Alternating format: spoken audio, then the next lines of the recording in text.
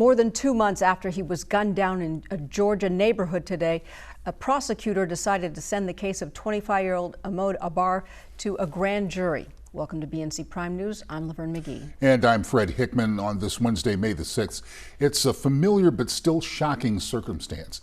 The young man was outside jogging in the middle of the day, then pursued by two white men in southern Georgia and gunned down. This is the video which ultimately led to today's decision to send the case of Ahmaud Arbery to a grand jury. The graphic video recorded from inside another vehicle. It happened February 23rd, about 1 o'clock in the afternoon, in the Satilla Shores neighborhood just outside of Brunswick, Georgia. It was just 3 days before the anniversary of the death of Trayvon Martin. The video shows one man standing in the bed of a pickup truck, with another man standing beside its open door. Muffled shouting can be heard as they struggle over a weapon, and then 3 shots rang out.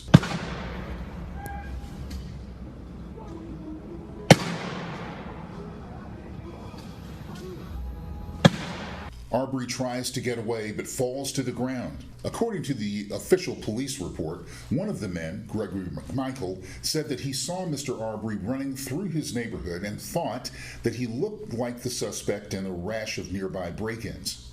McMichael and his son told police they armed themselves and began chasing him in a truck. Neither man was charged. Arbery, it turns out, was an avid runner. His family says no crime was committed before he was chased. Arbery's family says the video showed a crime committed by his pursuers. Anger over this case has been building for weeks now. Reverend Al Sharpton is calling for an investigation. State and local NAACP leaders are calling for the arrest of the McMichaels. Well, our opinion is that the arrest should have been made on the day that the incident took place. And so it would be appropriate for an arrest to have been made that day.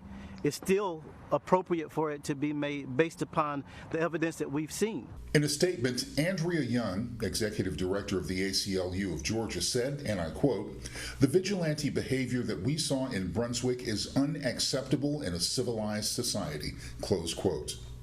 Today, Atlanta Mayor Keisha Lance Bottoms also weighed in, calling the situation heartbreaking. It's a tragedy, and it's a story that we hear all too often, that men of color are targeted and that their lives are taken. And I'm glad that there will be a grand jury to examine this. But I think, again, these underlying issues that we have in this country, we've got to have very real conversations about race. And not just with our African American boys, as I have to have within my household, but as a country as a whole, what our underlying biases are and how those play out. And what we see that in some situations, it is the worst case scenario, as with this young man. Why is this allowed out here? Why? It's not their neighborhood.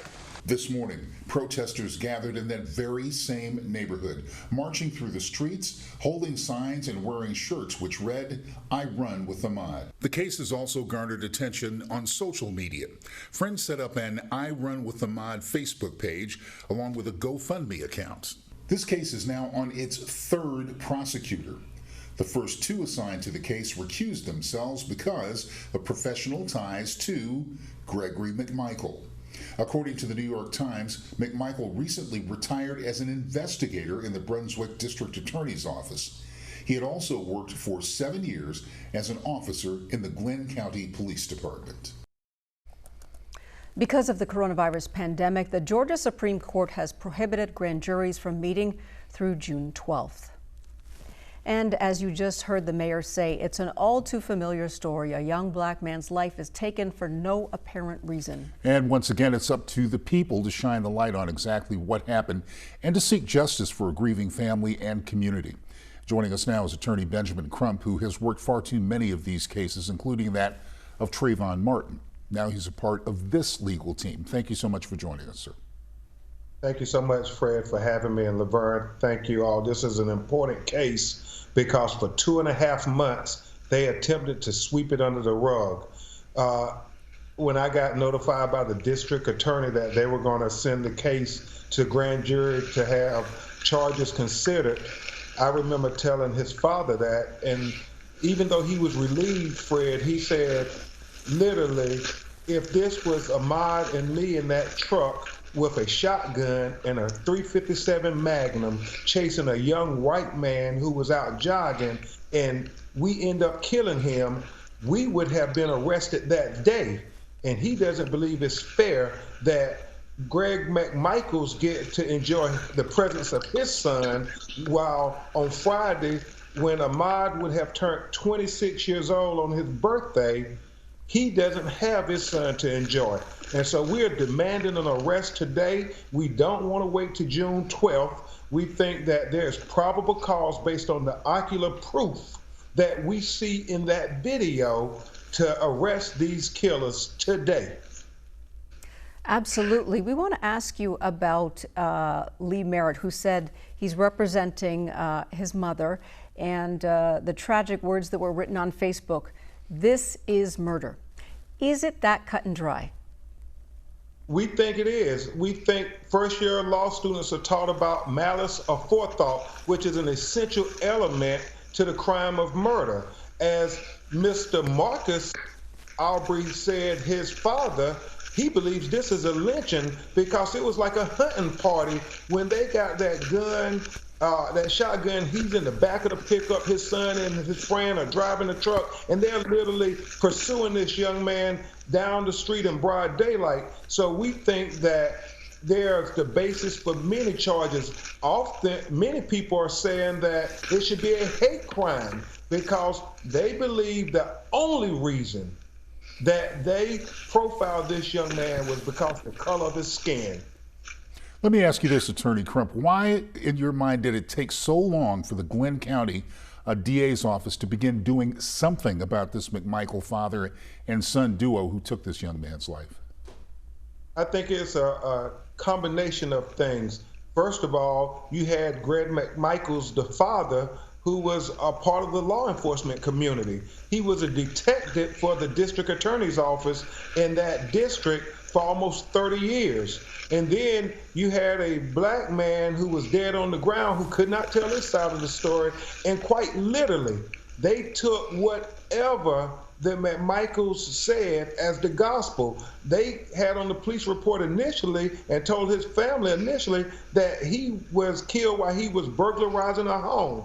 Well, we know from that video that's just an outright lie.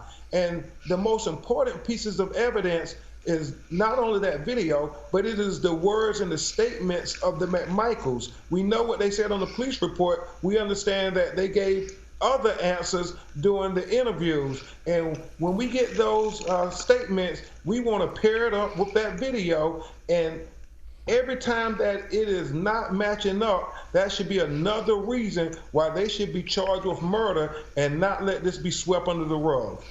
So many people are outraged. Even vice presidential or presidential candidate Joe Biden said in a tweet that this young man was killed in cold blood and is calling for a swift, full, and transparent investigation into his murder. When will the Justice Department get involved if they're not involved already? I don't know. I know Vice President Biden reached out to the parents, the mother and the father, so that was heartwarming that you had some of the highest leaders in America saying your son's life mattered. But the Congressional Black Caucus, the Georgia congressional members Hank Johnson and John Lewis are also asking for the Department of Justice to not only open an investigation, but we are stressing to them that it's completely independent of the investigation of the local officials, because oftentimes what they do, they will just adopt the local officials' interviews and investigations as their own. No, we need you all to independently investigate this matter, because we don't believe you can trust the people who worked with Greg McMichaels for 30 years. And this, attorney, from what we can understand, Ahmaud's only crime was jogging through the neighborhood. Everybody knew it was his routine. Were the father and son from the neighborhood, or were they outsiders? No, the father lives in Brunswick. His mother house was a street away from where they killed him. So it's not like this was something unusual for him. He was an athlete. He stayed in shape. He constantly would jog 4 miles a day. So everybody knew that. And when you think about it, Fred, they're saying he was a burglar, but where is the burglar tools? Where's the mask? I mean, he's running with a T-shirt and shorts on like any other jogger. And for whatever reason, they say, oh, we believe he burglarized the home. Well, we know that's a lie. And we know that video shows us that all he was doing was jogging. You know, people kill our children from walking while black, driving while black, and now jogging while black. We have to say enough is enough. Arrest the killers of Ahmaud Arbery today. All right, sir, this is a very important story. Would you mind staying with us through the break so we can ask you a couple more questions? Certainly, Fred. Okay. More for you right after this break with attorney Ben Crump. Stay with us. Welcome back to BNC Prime News. We're discussing with attorney Ben Crump the Ahmaud Arbery shooting death February 23rd in Brunswick, Georgia. Attorney, thank you so much for staying with us through the break. Absolutely. So, Attorney Crump, we want to pick it up by asking you about this stand your ground offense. This reminds so many people of what happened in Florida with Trayvon Martin. Of course, George Zimmerman in that case using the stand your ground law. Will that factor into this case? Well, we don't know exactly what their arguments will be for killing an unarmed young black man who was jogging in broad daylight. But what they have tried to advance thus far is that they were embarked at using a law, a Georgia law that says citizens who observe a crime have the right to make a citizen's arrest. Well, we know they observed no crime because all he's doing is jogging. But that's what they are trying to argue, Laverne, that is the reason why they were allowed to engage with him and this violent confrontation with him ending up dying. And so we reject that. I'm certain they're going to come and put forth some kind of self-defense type arguments. But the one difference I would say between Trayvon Martin's tragic killing and Ahmaud Arbery's tragic killing, in Trayvon, we only heard the pursuit. In Ahmaud's case, we actually witnessed with our own eyes the pursuit of this young man while he's running down the street. And so video is a game changer. We saw that in Marquise McGlockton when that young man was killed in Clearwater, Florida, in front of his young children by a white man, and he was unarmed, over a parking lot. And the jury rejected the stand your ground self-defense argument, and they sentenced him to 25 years. So I'm cautiously optimistic. Videos have become so critical in these cases, but what if they were to argue that the video doesn't show what happened before and they thought perhaps that he had been committing a crime before going jogging? Is that a possibility? I'm sure they're going to argue all kind of illusions that their mind can conjure up. However, even for the sake of argument, if he did burglarize someplace which we believe there is absolutely no evidence whatsoever, they still did not have the right to do what they did. I mean, they get a shotgun and a .357 Magnum. Fred, a shotgun is what they use when an elephant escapes a zoo to go put him down. I mean, and we believe when you observe that video, it's a single pump shotgun, and he shot 3 times. So we believe every time he pumped that shotgun to shoot, that should represent another charge for murder. I mean, it's just unbelievable how this young man was unjustifiably and unnecessarily executed. And you touched on this just a moment ago, but I want to revisit it because I think it's important. How chilling is it for us all to know that but for the video which turned up, this story might have never been told? Absolutely. You know, for years, for decades, African American and Hispanics and other people of color would say that we were framed, we were brutalized by the police. They used excessive force, and nobody would take our word for it. Thank God for the advent of technology and cell phones and surveillance video, because now we can at least show proof, objective proof from a non-biased video camera that we really was abused. We really were killed by excessive force. We really were shot unnecessarily. We were attacked unnecessarily. So I do believe video has enhanced the argument for Black Lives Matter in a profound way, Fred. So let's talk about the protests. Various civil rights groups are fully engaged. Walk us through what the process is for the community at large to bring a lot of attention to this.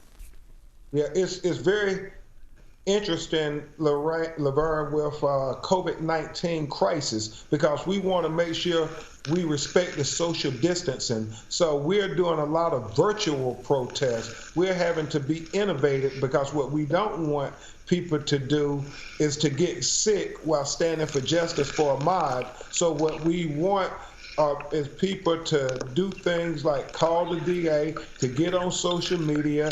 I'm at Attorney Crump, and my co-counsel is Adam Lee Merritt, and engage us so we can keep pushing people in the right way to get to the proper authorities to give justice to Ahmaud. But what we don't want to do is to have the protests like we saw in Trayvon, where you have tens of thousands of people in close quarters, because we know this COVID-19 crisis is real and it affects Black people disproportionately than most other people. And finally, Attorney, you mentioned that you don't want to wait until the grand jury convenes because of COVID-19 in June. How are you going to be able to push for an earlier arrest of these men? Certainly. You know, Fred, in Georgia, they have deemed it essential services to have tattoo parlors open, to have alcohol bars open, to have bowling alleys open, but yet they don't deem it essential to get justice for the execution of this unarmed young Black man in Brunswick, Georgia. And so what we're demanding is to give us the same justice that you give any other American citizen, or if the shoe was on the other foot. We know that they would have arrested Marcus Arbery and Ahmaud Arbery had the role been reversed and they'd been in the truck and killed Greg McMichael's son. We know they would have been arrested the day of, and we don't buy this excuse that because the COVID-19 crisis, that's why things are moving slow. Well, when he was killed in February, America wasn't on shutdown.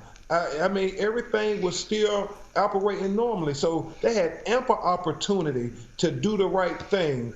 And now it is what Dr. King said, justice delayed is justice denied. How long, Georgia, before you give justice to the brokenhearted family of Ahmaud Arbery, who would have turned 26 years old this Friday? And really quick, when you say they, who specifically do you believe is responsible? Is it the police department, the chief? Is it the governor of Georgia? Who ultimately should be the one taking some accountability for this? Well, I think the local authorities within the law enforcement community who knew Greg McMichaels should have arrested him just like they would have arrested you or I. But right now, the Georgia Bureau of Investigations is doing an investigation, and we expect them to arrest these murderers. All right, Attorney Ben Crump, thank you very much for all of these insights. Please come back and keep us posted. You're welcome here anytime, as you know, but please keep us posted as to what's going on in this case. Thank you all so much at the Black News Channel. You're welcome. Thank you. Good night.